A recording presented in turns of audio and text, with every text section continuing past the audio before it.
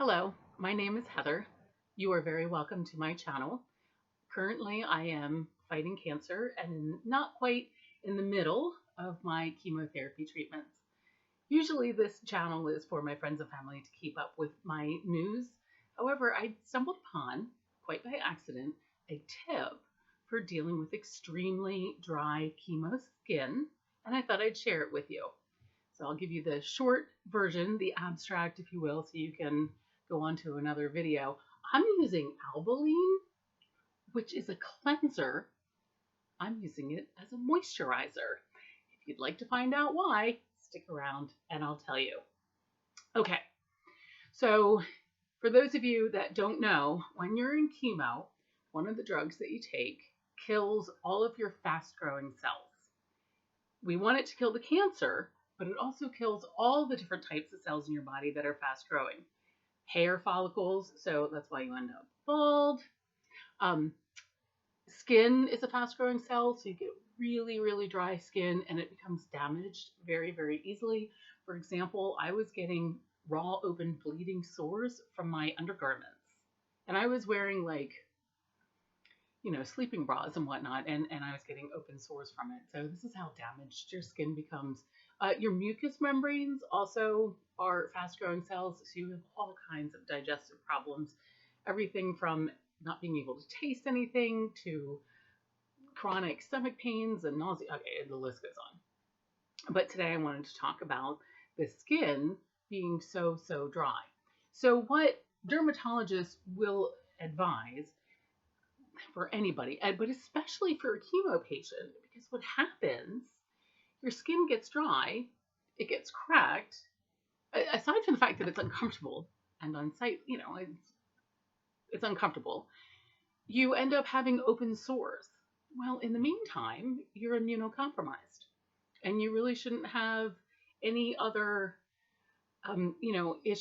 fights. You don't want any other infections. And typically, people frequently will get cuts and sores on their cuticles from washing their hands.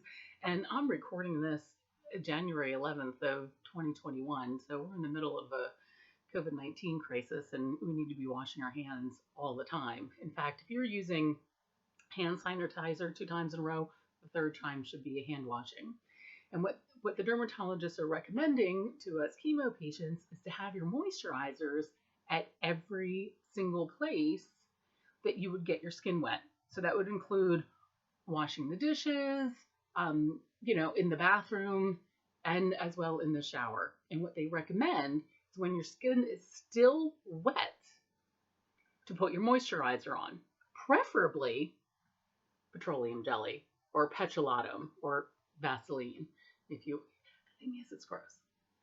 You try to swipe your phone, swipe your tablet. My laptop is touchscreen. You're getting grease everywhere. It's uncomfortable. And before this, I never liked to do it.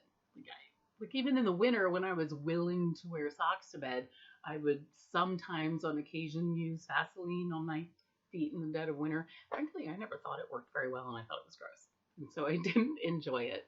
So what I was doing instead, before chemo, and for part of my anti-aging routine, and then during chemo, was to use, now I was using CeraVe moisturizing cream. Let's see if I can get, because it had ceramides and hyaluronic acid in it, and I don't think it has, I don't know if it's paraben free or not.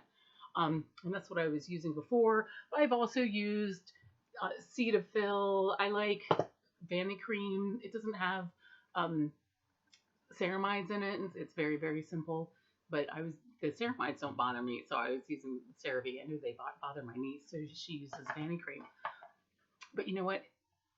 It just wasn't enough. So even after my shower, and every time I washed my hands, I was putting this on, and it just didn't work. And I was carrying around CeraVe moisturizing cream. So that's basically the same, wait a minute, there it goes. Basically the same thing, only with more water in it. It's lighter, it's easier to use, it absorbs faster. So I was carrying this with me when I traveled. It wasn't working. I ramped it up and started using CeraVe, mostly Cetaphil, because this is empty and it was light. Still, it just wasn't working. So out of desperation, I started using CeraVe Healing Ointment, which I had been using as a lip treatment when I'm home, not when I'm out, because I don't want to touch my mouth with, with it when I'm out. So I was just using a Vaseline stick that I purchased somewhere. I don't know. I don't even remember where I got it. But it was just a stick moisturizer for my lips when I traveled. It just wasn't working. The nice thing about the CeraVe Healing Ointment is it goes on really nicely. It still just wasn't enough. Now the CeraVe Healing Ointment is water and mineral oil, as well as paraffin, which is a wax. It wasn't working well enough. So, and the Vaseline was gross.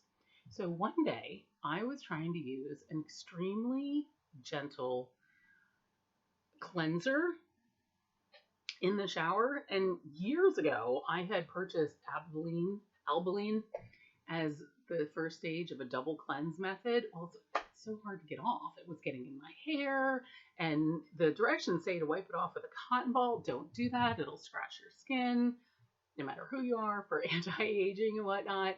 And then I was kind of resorting to somewhat heavy cleansers to get it off. The cleanser that I normally use, which is the CeraVe, this one for normal skin. Let me see if I can get it. The hydrating facial cleanser, which my niece doesn't like because she doesn't like the ceramide. So she uses Vanity Cream. Use that one too. They work great for taking off sunscreen. But I didn't want to use harsh cleansers to get the Albolene off. So that day in the shower, I just left it on.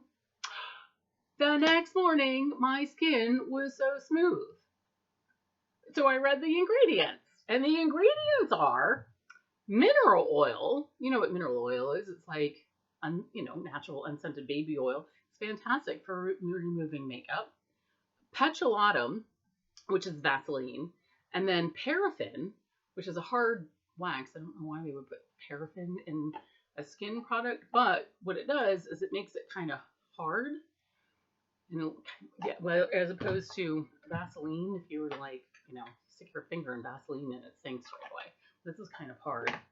And then it had something called Saracen in it. I had to look it up. And that is an emollient that when they blend the mineral oil, the petrolatum, and I assume melted paraffin together, and then when they add Saracen, it doesn't separate, which is why after a couple of years sitting in the back of my vanity was still, perfectly unseparated. Conversely, my CeraVe, it takes so long to get through one of these. Of course, I only use it for my lips. It starts to separate, and this doesn't separate. And then it has something called beta carotene in it. If you're a dermatologist or like a chemist that makes cosmeceuticals, say something below. I'd love to know why beta carotene would be helpful in a skincare product. It doesn't seem to be irritating my skin in any way. I know that beta carotene is vitamin A, as is retinol, which I'm not using during chemo. I had been using Differin, largely because it's over the counter, which is Differin is adapalene. It's over the counter. There's coupons for it. I don't need to worry about a prescription, and it's not as strong as tretinoin. So I've been happy with this. Hopefully it works as they think that it's going to. So anyway, just real quick, what I do every time I wash my hands, I rub some of this on. To be fair, I take a little bit off the palm of my hands on like a whatever, just so I don't get grease everywhere. And then while I'm in the shower, not after the shower when I'm still wet, but while I'm actually in, like water is pouring on my face or I'm submerged in the bathtub, because it doesn't rinse away, I rub this all over my dry spots, which is my feet, tops of my knees and elbows, and then like this area and the top of my thighs, and of course my face, and then go to bed. Well, no, not really. Actually, afterwards, I have a rather large cup of green tea, which is really good for you, and binge watch something and then I go to bed. I've been doing that for years. But instead of doing my anti-aging routine while I binge watch something and drink my tea, I just rub this in and go to bed. And the next morning, my skin is super smooth. I don't think that I'm going to continue this after the chemo. Hopefully, my skin will never be this dry again, but it worked. It got rid of all of the open sores. My feet are soft. My skin is soft right now. And sometimes in the middle of the day, I still will rub this on my face as like a moisturizer. I might just carry this around with me just because it's a little bit lighter. And in a pinch, if I just don't want to deal with it, is greasy. I mean, it's not as bad as Vaseline though. So, and it's not too expensive. And plus, all my prescriptions go to CVS, and I signed up for CVS Extra Care Bucks, and I get 40% off coupons often enough. This is only $9. 40% off is what, $6, almost $6. Whereas this is $15. It's good stuff. And then this is even more expensive. This is what I was using. This has ceramides, peptides, hyaluronic acid, and niacinamide in it. This can be, and it wasn't helping either. But it's really, really thick. And when my skin was getting sore, I kind of couldn't use it because it would like tug on my skin. So, and this doesn't tug. Okay.